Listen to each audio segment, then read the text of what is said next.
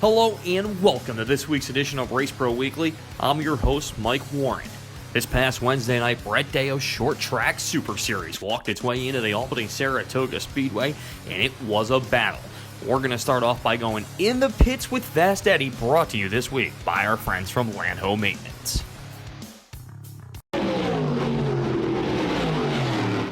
Mark, big win here tonight in the Short Track Super Series event. What's it mean to take this home as one of the locals? It's absolutely amazing.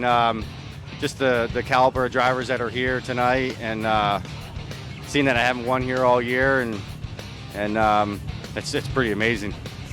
Take us through those last couple of laps.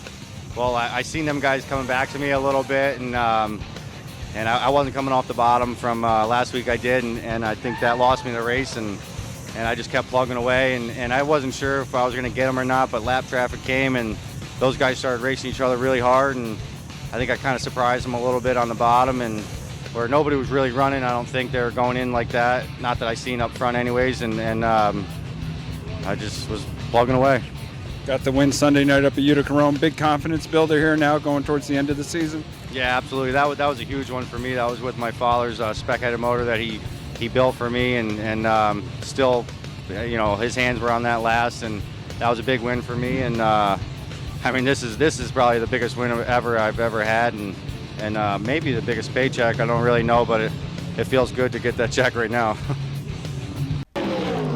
The D-shaped Dirt Demon here at the Brewerton Speedway. A Sportsman Action Field going to stack up into turn number 2 like a pancake.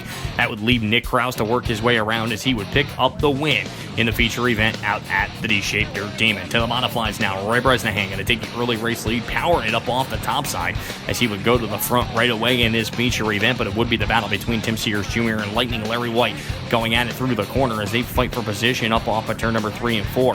This battle would continue as the 99L would power to the inside of Andrew Ferguson for position as they chase down Bresnahan as Ferguson working up on the top side. This for the number 1 spot.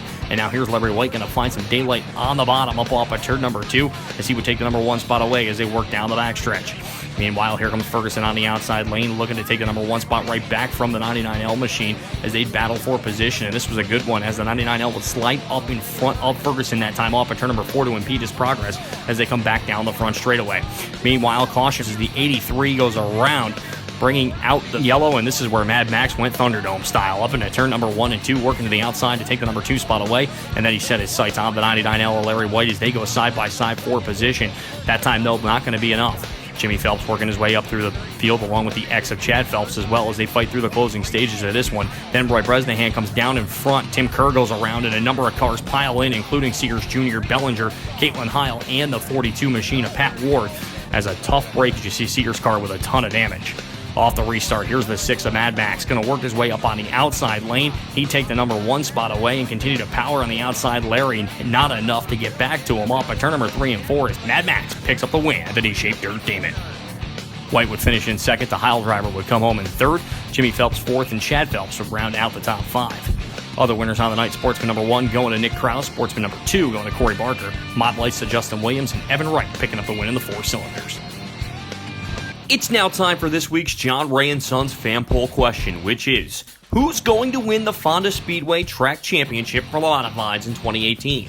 Is it going to be Bobby Varon, Josh Hohenforst, or Jeremy Wilder? To cast your answer, head to facebook.com/RaceProWeekly. Let's take a look at last week's fan poll question, which was, if a dirt modified video game was developed, who should be on the cover? Well, we got a number of answers in this one. Brett Hearn leading the charge, Stewie and Jumpin' Jack coming in 2 and 3. And I'll tell you what, we want to thank all of you for voting on a very popular topic.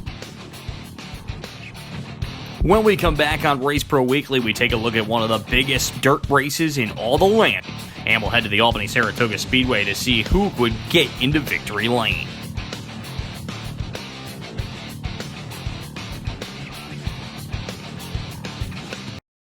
You know, Mother Nature makes the best products, and Ghent Wood Products in Columbia County has figured out the secret. We use locally harvested trees, milled and kiln-dried right on site in Ghent. We stock rough-cut lumber, green or kiln-dried. If you prefer finished products, we offer that too, including shiplap, flooring, paneling, exterior siding, and tabletops. Come check out the reclaimed mushroom wood and barnwood siding. We combine the mill experience with a retail store, so you can go straight to the mill and handpick the wood you want. Hi, I'm Eric Pope, General Manager of John Ray & Sons. We're proud to be offering Bryant heating and air conditioning systems. Just like us, Bryant has been delivering home comfort solutions for more than a century. Call today for a free consultation and save up to $875 with Bryant bonus rebates. I'm Michael Laporte, Service Manager. From sales to service, our goal is to keep you comfortable, whatever it takes. Ductless AC is a perfect solution for homes without ductwork, new additions, or anywhere you need cool relief. Call or visit johnray.com today. There's only one place in the capital region for you to get the full racing action. Stop down at the Bobco video booth at the track or call 518-399-0937. Bobco Racing Video, the next best thing to being there. Welcome back to Race Pro Weekly. The Knoxville Nationals for the 65th year get started with Brad Sweet as your race leader. So you would bring him up into turn number 1 and 2 with Chad Kemenaugh setting in the number 2 spot. Donnie Schatz already on his way up to the number 3 spot, getting by Aaron Reitzel for position. Kyle Larson also working his way up through the field. He'd go around Reitzel on the outside lane, up off at turn number 2 in the early portion of this event. It wouldn't be long before Larson would try to work his way up on the outside lane as Schatz looking to take a position away, but before that does happen, the 15 of Schatz going to work his way past Chad Kemenaugh off the corner. Meanwhile, here's the 15 of Schatz going to dive down to take the number 2 spot away. Larson going to follow on the outside. He get by Kemenaugh as well as he powered down to the bottom of the racetrack. Schatz getting caught in lap traffic for just a second. That allows Larson to try to close in on him up down the front straightaway. He then make a move on the backstretch on the inside lane, and Kyle Larson looked to go to the number 2 spot. He tried to move on the outside this time, trying to make it stick, pulled an electric slider into turn number 3 and 4. Schatz going to come back down on the bottom and cross him over as they come out of turn number 4 to hold on to second. But then it would be Larson again trying to make the move here. Schatz going to cross over one more time up off at turn number 2 to take the position away. But then Larson would have it now on the inside lane one more time and then set his sights on race leader Brad Sweet. He'd get close to him about 3 car lengths away and try to dive around the outside of him up into turn number 1 and 2 that time. He'd grab the momentum, and Kyle Larson would be your new leader with just a handful of laps left to go in this feature event. Larson would take the spot back up into turn number 1 and 2, but here's Sweet trying to make a move to the inside. He'd make the slider stick off at turn number 4 that time. Larson trying to battle back. He quickly go to the outside lane. Looks like he gets caught to the outside wall this time off the back straightaway. That allows Sweet to get it back outright as now Donnie Schatz will start to close in on Larson up off at turn number 2. Schatz would work his way down the back straightaway into the inside lane through turn number 3 and 4 to take the number 2 spot away, and he would make a late race charge to try to get to Brad Sweet here on the final lap. Schatz would make a move down off at turn number 2 and a great shot at turn number 3 and 4, but will come up a half a car length short as Brad Sweet wins the Knoxville Nationals. Donnie Schatz would have to settle for second. Third would be Kyle Larson. Aaron Reitzel coming home in 4th, and Tim Kading would round out the top 5. Upstate GMC Modified feature at the Albany Saratoga Speedway would see Hector Stratton lead the field of the green in the 35-lap main event of the evening, and Ronnie Johnson would not waste any time working his way up the middle, looking to take the race lead away. He would slide past Ray Hort for position, working around the outside, and then trying to get by Hector Stratton, and he does, looking to chase down to get to that number 1 spot. Brett Hearn and Mark Johnson going side by side here in the early going as they fight their way up through the field. They look to split the 3D as the 20 and 3D make contact down the back straightaway, with Johnson taking advantage. Meanwhile, caution will come out for the 4 of Rich Ronca up off at turn number 2, and off the restart, Ronnie Johnson going to use the inside lane after Matt Depew picks the high lane as he would look to take the race lead away. They're side by side up into turn number 3 and 4 as the 2 RJ would make a move on the bottom looking for the race lead, and he would have it. Mark Johnson working his way up into the top 5 as the White Knight still looking for that elusive first win of the 2018 season. Slides up a little too hard into the 667 that time, up off at turn number 4 as they come to position. Jesse Mueller, who's been on a hot streak lately at both of his racing homes, working down on the inside lane as Brett Hearn goes around Kenny Tremont up on the outside as well to take another position away. Caution will come out for the 3G of Brian Gleason up off the corner, and here's where Buddy Bellinger would make his presence known. He'd work his way up and try to pull the slide job on Ronnie Johnson, but Johnson quick using the veteran prowess to crawl back on the inside lane. Then the White Knight Mark Johnson going to make a move up off at turn number 2, but Ronnie Johnson would cross him back over and get him back on the inside lane to take the race lead away. The battle between Hearn and Tremont will continue up off at turn number 2, with Tremont making a late race charge in this one. He'd work his way all the way up to the number 3 spot in this feature event. Mark Johnson and Jesse Mueller would then fight for that number 2 spot here toward the end of this one as Mueller would work his way up onto the bottom. The 3J still working it up on the high side, and here comes Tremont in a late race charge from all the way back in the field, working the inside lane, but it's all behind Ronnie Johnson, who picks up win number 3 in the season at the Great Race Place. Mueller would come home in second. Tremont, as I mentioned, from deep in the field to come home third. Mark Johnson coming home 4th, and Buddy Bellinger would round out the top 5. To the Fonda Speedway we go. Pro stock action. Cars coming together on the front stretch, and Dean Charbonneau taking a ride up into turn number 1 and 2. Point leader Kenny Gates involved as well, along with Ivan Johnson and cousin Luke Horning. But it would be the 00 machine of Josh Coonrad going on to pick up the win. We move to the modified feature event as the field works its way down the front straightaway. Sean Pagman would take the early race lead in that Luddy Hanger Racing car number 34 machine, battling up on the outside lane. Pep Karate going to quickly move into the number 2 spot, getting by the 73 of Cody Blue with Tim Fuller up on the outside. Fuller would eventually slide past the 21P machine, taking that number 2 spot away as they work their way down the back straightaway. Meanwhile, Bobby Varon would be on the move into the top 5 early in this feature event, looking to get the point lead back from Josh Hohenforce as he runs side by side with Jeremy Wilder now down the backstretch, with Wilder making a move on the inside lane.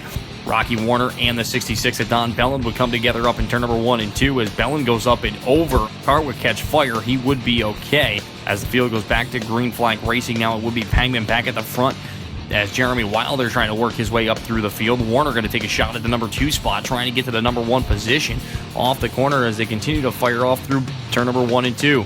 Meanwhile, that time Karate and Hohenforce come together in a tough break for Hohenforce, going to have to come from the back of the field as he goes around. Kenny Sparks and Jessica Friesen also involved. Off of the restart, Pangman would continue to lead this feature event, but it wouldn't be long before Bobby Varon would turn the wick up on the outside lane and go to the number 2 spot, getting by Rocky Warner for position up into turn number 1 and 2. Here's Varon going to go by Pangman as he takes the number 1 spot away off the corner, and he would be your new race leader with time starting to run out in the feature event. Tim Fuller trying to run down the number 34 of Pangman as they go into turn number 3 and 4, but it's all behind Varon as the clock strikes 76 at the Track of Champions. Fuller would finish in second. Pangman would come home in third. Warner finishing fourth, and Hohenforce would battle back to finish in the top 5. Other winners on the night, Cody Clark would pick up the win in the Sportsman. Pro Stocks to Josh Coonrad. Street Stocks to Dave Horning Sr., Michael McCallie in the Limited Sportsman. And the Classics on Dirt would go to the Dancing Bear, John Constantino. When we return here on RPW, we head to the Devil's Bowl Speedway to see who picked up the win in sprint car action. And we'll head up to the Glen Ridge Motorsports Park to see who picked up the win up on the hill.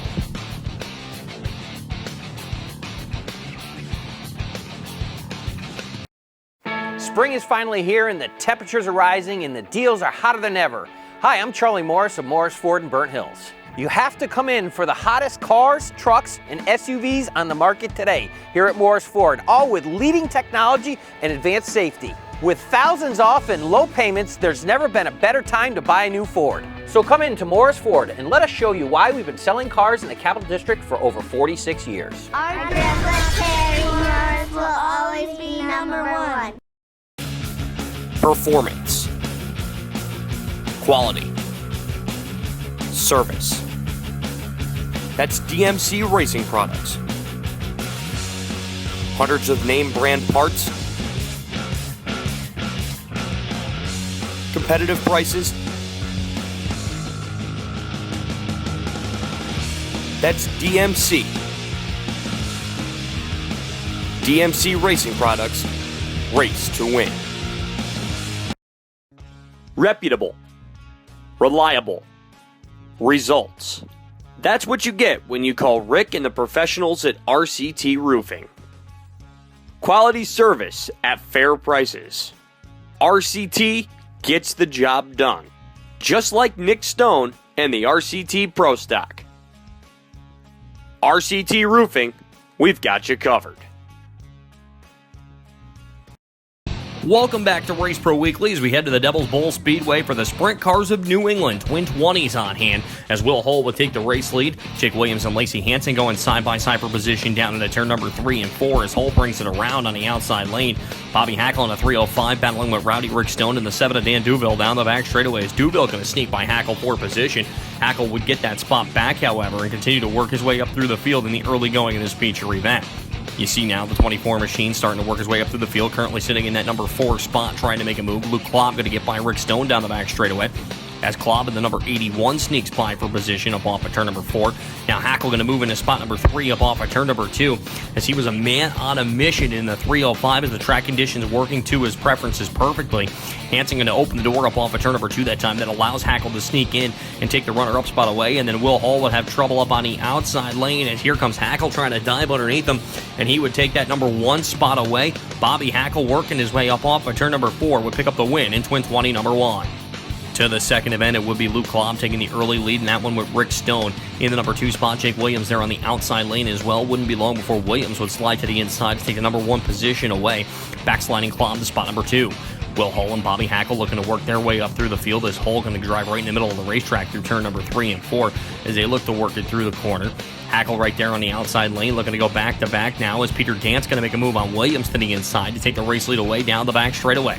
So your new race leader would be the 56D machine as Dance looks to hold on to that number 73 car as a little bit of smoke going to bring out the caution off that number 53 machine, setting up a restart, and Dan Duville going to make a move on the outside. He'll take the number 2 spot away, and it wouldn't be long before he gets to the race lead as Duville slides in. Here's Hackle working his way underneath, looking for the number 3 spot, trying to pick up a position here in the late going of this feature event. He eventually slide into second as Duville picks up the win in Twin 20 number 2. Matt Hoyt would finish in spot number 3. Will Hull will come home in 4th, and Peter Dance would round out the top 5. Back to the first A main, it would be Bobby Hackle picking up the win. Will Hull finishing in 2nd. Lacey Hanson 3rd. Clay Down 4th. And Adam Pearson rounding out the top 5. Other winners on the night, Joey Scarborough going back-to-back in sportsman competition. Limited sportsman going to Brent Warren. Joey Trudeau in the super stocks. Johnny Bruno in the mini stocks. And the ladies mini stocks going to Jessica Moquin. To the Fulton Speedway we go. Novice sportsman action. Kiera Beck has her first career win, and you can bet she was happy getting the win out at the Fulton Speedway. Congratulations to her. To the 358 modified feature, Todd Root going to take the early race lead in this event as Glen Forward going to try to work on the outside of Tyler Trump for position as they work down the back straightaway. Keep an eye on Bobby Harrington looking to get by McGinnis for that spot up off at turn number 4 as they continue to race with Forward trying to make his way up toward the front. Harrington now battling with the 83 at Tim Sears Jr. down the back straightaway as Bobby Harrington holding on to that position. This would get a little more interesting as they continue to work their way up through the rest of the field. 3 wide battle through turn number 3 and 4 with the lap car Roy Bresnahan right in front of him. Sears going to be the one to take advantage up off that corner as he would grab the position away. Keep in mind, though, they're all battling as Todd Root continues to lead this feature event way out in front, and he would go on to win in the FX Caprera car number 15 machine. So Root picks up the win. Sears Jr. would finish in 2nd. Jeff McGinnis coming on 3rd. Bobby Harrington 4th. And the Genoa Giant Pat Ward would finish in spot number 5. Other winners on the night, sportsman number 1 going to Dorian Wadden. Alan Fink picking up the win in sportsman number 2. Late models going to Chris Fleming. Scott Mallett picking up the win in novice sportsman number 1. And Kiera Backus, as you saw, picking up the win in novice sportsman number 2. To the Ridge we go. Some Wing Champ kart action here as they make their first appearance at the Glen Ridge Motorsports Park, and this was a bit of a scary wreck as cars come together right in turn number 4 going up and over. They'd all be okay. Final laps of this one, Flying Ryan Swartz going to try to make a move in that number 63 machine on the inside lane, looking to make it stick off at turn number 4. As they come down to the checkered flag, he would just get it by a nose to pick up the win, as you see him talking to Dan Haslam down there in victory lane. To the sportsman feature event, it would be Jim Introne and the 818 of Joe Orlando working their way up into turn number 1 and 2 as Introne would take the early race lead through the corner. Calabrese there sitting there in the number 2 spot, Brian Calabrese that is, as Orlando would go back to 3rd. Here's Tim Hartman Jr. working on the inside lane of that 818 machine down the back straightaway. As that happens, field continues to work up into turn number 1 and 2 as now Calabrese gets into the 9X of Jim Introne up off at turn number 4, bringing out the yellow flag. That would put Orlando back at the front with Tim Hartman Jr. right next to him. Field continuing to power up off the corner as they head down the back straightaway. Constantino wasting no time trying to dive underneath that number 22 machine as they come down the front straightaway looking for position. He would slide into the number 2 spot and look to set his sights on Orlando, who was currently still the race leader in that White Mountain Air entry. Corey Cormier going to get by the number 50 Bill August down the back straightaway for position as then Orlando goes around in turn number 4, handing the lead over to Dave Constantino. Constantino looking to keep control of this one off the restart as Hartman powers up on the outside lane, looking for position as they work it down the back straightaway. Leo Patopoulos trying to hold off Cormier is now Calabrese working his way back up through the field on the inside lane as well, getting through a number of cars, trying to crack the top 5 here one more time as Patopoulos holding off the 818 of Joe Orlando in the closing stages. 21C of Calabrese would eventually get back by, but it was Constantino going to victory lane again up at the Ridge. Hartman Jr. would finish in 2nd, Andrew Buff would come home 3rd, Corey Cormier would finish in spot number 4, and Brian Calabrese would round out the top 5. Other winners on the night, Derek McGrew Jr. would pick up the win in the Limited Sportsman Pro Stock, going to Ivan Choslin. Street Stocks to Steve Kosselman. 4-cylinder single cam will go to Keith Tessero Jr. PJ Blue making it 2 for 2 on the weekend in a 4-cylinder dual cam. Senior slingshots going to Mike Hill, and Garrett Pullen picking up the win in the junior slingshots.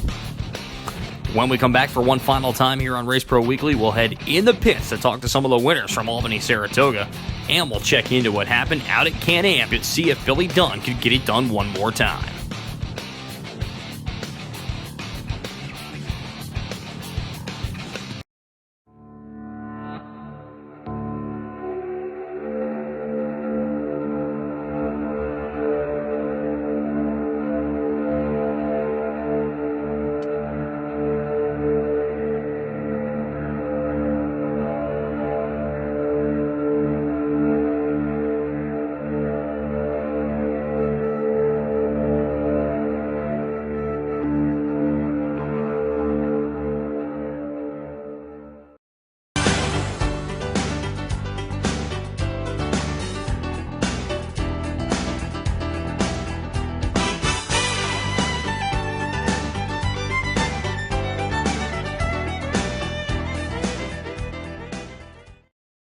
If you are a tracker series that would like to be highlighted on Race Pro Weekly, email us at show@raceproweekly.com.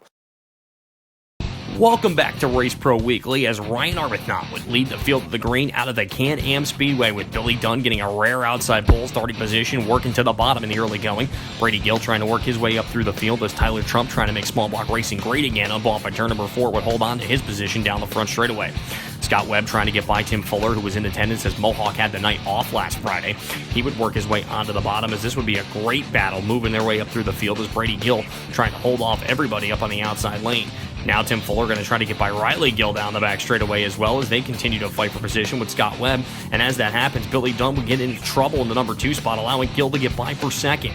It wouldn't be long, though, before Dunn would gather it back up and get by the number 51 machine and try to set his sights on Ryan Arbuthnot for position up off by turn number 4 as the caution would come out for the 93 of Ryan Bartlett through the corner. Off the restart, Arbuthnot would give way to the 9 of Billy Dunn, and that's when trouble would hit the R70 machine as he would slow coming down the back straightaway. Trouble on the R70, which would give Fuller the number 2 spot here with time running out. Dunn would work his way up on the outside lane as Gill tries to throw a slider at the 19 of Tim Fuller off the corner, but it wasn't enough to get it done as Billy Dunn gets it done one more time at Can-Am. Fuller would finish in second, Brady Gill would come home third, Nick Webb fourth, and Tyler Meeks would round out the top 5. Other winners on the night, Danny Barron would take the win in the Empire Super Sprints, Jackson Gill grabbing a win in the Sportsman, Pro Streets to Sean Kirby, and Thunderstocks going to Phil DeSormo III. Oh yeah, the King of Dirt Pro Stock Series going to make its way back to the Albany Saratoga Speedway. Josh Coonrad going to take the early lead in the Pro Stock Clash. He'd bring it up into turn number 1 and 2 for the first time. Cars trying to scatter down the back straightaway. Richie Crane trying to make a move. Racing Jason Casey and Jay Corbin fight for position as well as the field works its way up through turn number 1 and 2 with Crane on the move early right on the back bumper of the 8J of Jimmy Eaton into turn number 3 and 4. Trouble in turn number 2 as the caution will come out for debris on the racing surface as that was set up a restart. You see the 00 of Brandon Gray with a lot of the front end of that ripped off. Ruthier gets shot up the banking just a little bit. Cars trying to fill holes down the back straightaway as Fast Eddie Thompson gets in there. Meanwhile, Dan Madigan going to be sent around in turn number 4.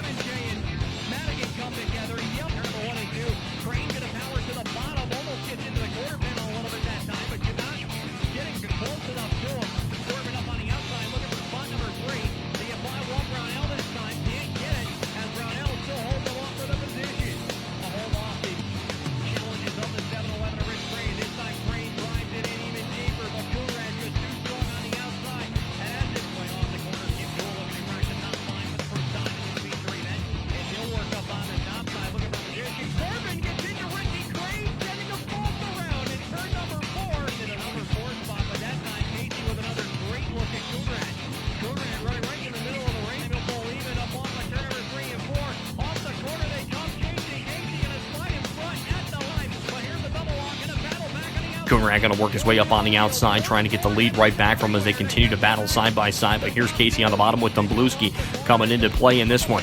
Coonrad would work the outside, but Casey still trying to work the bottom as they be side by side. Coonrad continued to lead it, but in the last couple of laps, Brandon Amy comes out of nowhere to make this even more of a race, but it would be the 324 of Casey holding the rest of the field off to pick up the win. Domblewski would finish in second. Brandon Amy would come home in spot number 3. Fourth would be Josh Coonrad, and running out your top 5 would be Kim Duell. Other winners on the night, the Ninja, Daryl Nutting getting his first career win in the Sportsman Division. Limited Sportsman going to Paolo Pasquarella. Randy Miller grabbing the Melt Street Stock Spectacular. 4-cylinder single cam going to Robert Garney. Dual cam going to PJ Blue. This past Friday night was a beautiful night of racing out at the Albany-Saratoga Speedway. It's time that we go in the pits.